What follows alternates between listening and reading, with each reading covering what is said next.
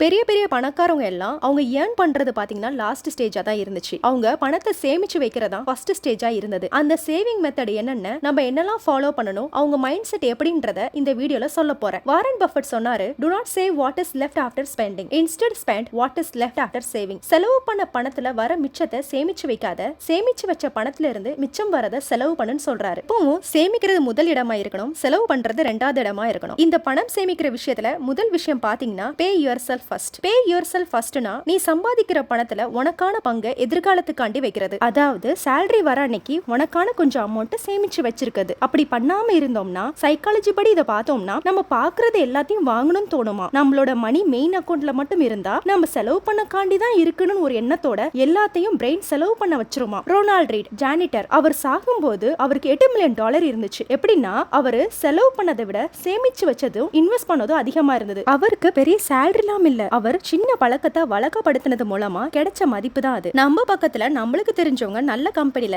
நல்ல சேலரி வாங்கி வாழ்க்கை நல்லா ஓடுறத பாக்குறோம். அவங்கள விட ஒரு டீ கடை ஓனர் சேவ் பண்றதுல முக்கியத்துவம் காட்டினார்னா இவங்கள விட அந்த டீ கடை ஓனர் தான் பெருசாகலாம். மணி சேவ் பண்ணாதான் பெரிய ஆளாக முடியுதுன்னு தெரியுது. இதை நம்ம எப்படி பழக்கப்படுத்துறது? சேலரி வருதுன்னா அதுல இருந்து 5% சேவ் பண்ணிக்கணும். சேலரி வர அன்னைக்கு ஆட்டோமேட்டிக்கா சேவிங் அக்கௌண்ட்ல டிரான்ஸ்பர் ஆகுற மாதிரி செட் பண்ணி வைக்கிறது. இந்த விஷயத்தை ஒவ்வொரு மந்த்தும் நடக்கும்போது நமக்காக சேவ் பண்றோன்ற எண்ணத்தை யோசிச்சு சந்தோஷப்படணும். அது மூலமா சேவிங் அக்கௌண்ட்ல இருந்து மணி செலவு பண்ண யோசனை வராது. ரெண்டாவது விஷயம் எமர்ஜென்சி அண்ட் ஆப்பர்ச்சுனிட்டி ஃபண்ட். ஒருத்தருக்கு ஜாப் போயிட்டு அடுத்த ஜாப் கிடைக்கிற வரைக்கும் வாழ்க்கைக்கு அன்றாட செலவுக்கு காசு தேவைப்படும். இன்னொருத்தனுக்கு ஆக்சிடென்ட் ஆயிட்டு ஹாஸ்பிடல் செலவுக்கு காசு தேவைப்படும். இன்னொருத்தனுக்கு பிசினஸ்க்கான வாய்ப்பு கிடைச்சிருக்கு, ஆனா இன்வெஸ்ட் பண்ண மணி இல்ல. இப்படி ஒரு நிலைமை இந்த 3 பேருக்கு வந்திருக்கு. இந்த நிலைமை யாருக்குனாலும் வரலாம். இந்த மாதிரி நிலைமை ஏற்படும் போது கஷ்டப்படாம வெளியே வரதுக்கு தான் இந்த எமர்ஜென்சி அண்ட் ஆப்பர்ச்சுனிட்டி ஃபண்ட். இது எப்படிப்பட்ட ஒரு டெக்னிக்னா சேமிச்சு வைக்கிற பணத்தோட காலத்தை அதிகப்படுத்துறது. 3 to 6 மாசம் இல்லனா வருஷ கணக்கா பணத்தை சேமிச்சு வைக்கிறது. ஹை இன்ட்ரெஸ்ட் சேவிங் அக்கௌண்ட் மெத்தட ஃபாலோ பண்றது. சேவ் பண்ணி வைக்கிற அமௌண்ட்டை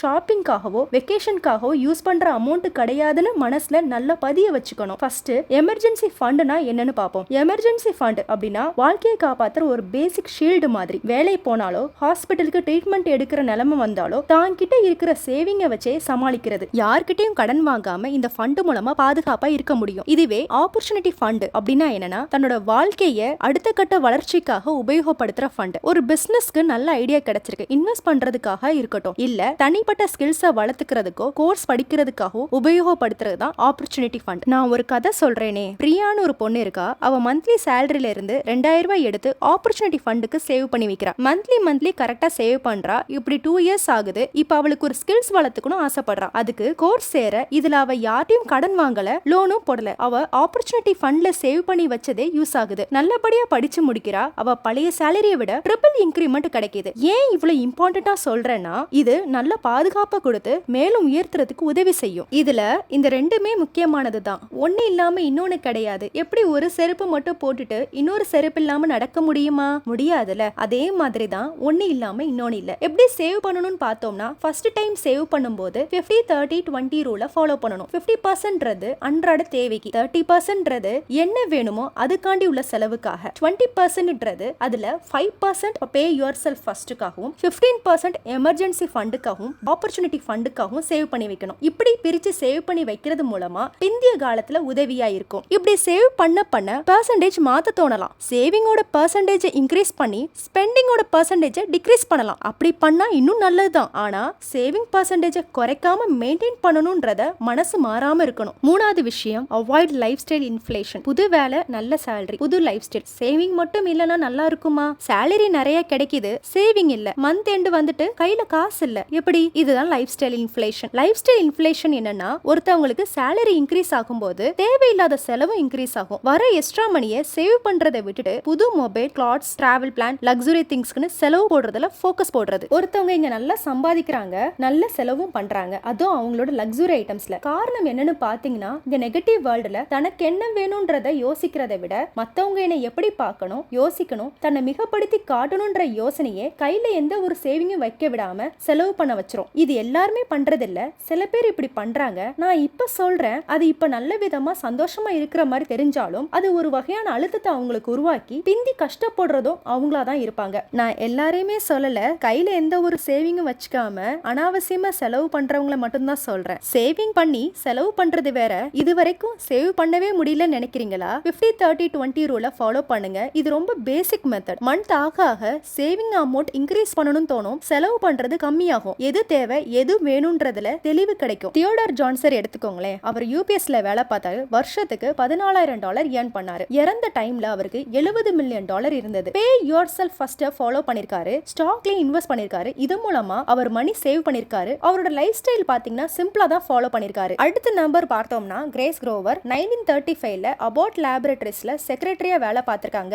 அங்கேயே 3 ஷேர் வாங்கியிருக்காங்க. ஷேர்ல இருந்து வரக்கூடிய மணியை திருப்பி ரீஇன்வெஸ்ட் பண்ணிருக்காங்க. அவங்க 2010ல இறந்த டைம்ல $7 மில்லியன் சேவிங் அமௌண்டா இருந்திருக்கு. இன்வெஸ்ட் எங்க இருந்து ஸ்டார்ட் பண்றதுன்னு பாத்தீங்கன்னா recurring deposit, mutual fund, fixed deposit, stock market, real estate. Saving பண்ணா மட்டும் போதுன்னு விட்டுறக்கூடாது. நம்ம தூங்கிட்டு இருக்கும் போது கூட நம்மளுக்காக நம்ம மணி வேலை செய்யணும். இப்படி பண்றது மூலமா குறைவில்லாத செல்வத்தை நோக்கி வாழ்க்கை நகர்ந்து போகும். 4வது விஷயம், இதுதான் கடைசியும் கூட, பில்லியனர் மைண்ட் செட். இதுல ஃபர்ஸ்ட் பாத்தீங்கன்னா புதிய விஷயம் கத்துக்கிறதுக்காக நிறைய படிக்கிறது. வாரன் பஃபட் ஒரு நாளைக்கு 500 பக்கம் படிப்பாராம். அவரே இன்னொன்னு சொல்லிருக்காரு, நீ நிறைய படிக்கிறது மூலமா நிறைய சம்பாதிப்பண்ணு. எலான் மஸ்க் புக் படிச்சு ராக்கெட் சயின்ஸை பத்தி முழுசா தெரிஞ்சுக்கிட்டாராம். Second one, they focus on long term wealth. குறுகிய நேரத்துல மணி புடிச்சாகணும் என்ன இருக்காது, பதட்டம் இருக்காது. பொறுமையா லாங் டேர்ம் வெல்த்துக்கு ஃபோக்கஸ் பண்ணி நிலையான சொத்தை சேர்க்கிற நோக்கமும் ஏமாற்றம் அடையக்கூடாதுன்ற ஒரு எண்ணத்தோட பொறுமையா செயல்படுவாங்க. Third one, they track every rupee. காசு செலவாகுது சமாளிக்க முடியலன்னு சொல்ற காரணம் எதனாலன்னு நினைக்கிறீங்க? பணத்தை பார்த்து செலவு பண்ணாதனாலதான். ஒரு பில்லியனர் மைண்ட் செட் எப்படி இருக்கும் தெரியுமா? அவன் பணத்தை மல்டிப்ளை பண்ணணும்னு நினைக்கும் போது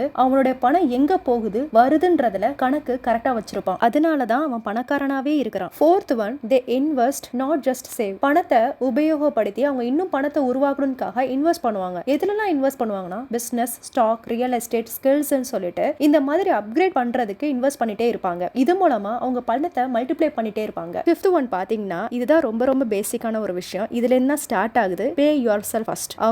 அவங்களுக்காக சேவ் பண்ணி வச்சுப்பாங்க. அதுக்கப்புறம் தான் அடுத்த விஷயத்தை பார்ப்பாங்க. Sixth one, they value time over money. ஒரு ஸ்டோரி பார்ப்போமே. ஒரு நாள் ஒரு யங் இன்வெஸ்டர் ஒரு சிட்டில ஒரு டாக்ஸி எடுக்கிறாரு. டாக்ஸி டிரைவர் ரொம்ப ஃப்ரெண்ட்லியா பேசுறாரு. சார், நான் டெய்லி 14 மணி நேரம் வேலை பார்க்கறேன். மார்னிங் 6ல இருந்து நைட்டு 10 வரைக்கும் வேலை பார்க்கறேன். எனக்கு பணம் நிறைய தேவைப்படுது. என் பிள்ளைங்களுக்கு ஃபீஸ் கட்டணும், ஹவுஸ் லோன் அடைக்கணும், வாழ்க்கையே ரொம்ப ப்ரெஷரா போகுது. சோ நான் ரொம்ப ஹார்ட் ஒர்க் பண்றேன்னு சொல்றாரு. அதை கேட்டுட்டு இருந்த இன்வெஸ்டர், டெய்லி 14 மணி நேரம் நீங்க ஒர்க் பண்றீங்க, அதுல 2 மணி நேரம் ஏதாவது லேர்னிங் பண்ணலாமே, ஸ்கில்ஸ் படிக்கலாமே, உங்களுக்கு பிடிச்ச மாதிரி ஏதாவது ஒரு ஆன்லைன் கோர்ஸ் படிக்கலாமே. ஸ்டாக் மார்க்கெட் பேசிக்கா இருக்கட்டும், டிஜிட்டல் மார்க்கெட்டிங், போட்டோகிராஃபி, எதுவா இருந்தாலும் சரி, உங்களுக்கு பிடிச்சதை படிங்க. ஃபர்ஸ்ட் 2 வருஷம் ரொம்ப சேஞ்சஸ் தெரியாது, அடுத்த 5 வருஷத்துல நீங்க எதுவும் போடாமலே தானாவே வேலை நடக்க ஆரம்பிச்சிருமே அப்படின்னு சொன்னாரு. அதுக்கு அந்த டிரைவர், சார் டைம் இல்லையே, நானே ஆல்ரெடி பிஸி. இதுதான் மைண்ட் செட். இந்த இடத்துல பாத்தீங்கன்னா போர் மைண்ட் செட்டுக்கு எப்படி இருக்கும்னா, எனக்கு நேரம் கிடையாதுன்னு இருக்கும். ஆனா ஒரு ரிச் மைண்ட் செட்டுக்கு எப்படி நான் நேரத்தை உருவாக்குறதுன்னு இருக்கும். ஒரு பில்லியனர் மைண்ட் செட்டுக்கு பணத்தை விட நேரத்துக்கு முக்கியத்துவம் கொடுப்பாங்க. பணம் போனா சம்பாதிக்கலாம், ஆனா நேரம் திரும்பி எடுக்க முடியாது. ஒரு வாட்டி அந்த நாளை கடந்து போனா திருப்பி வராதுன்றதுல ரொம்ப தெளிவா இருப்பாங்க. அதனாலேயே அவங்களோட ஒவ்வொரு நேரத்தையும் கரெக்டா உபயோகப்படுத்துவாங்க. they stay disciplined.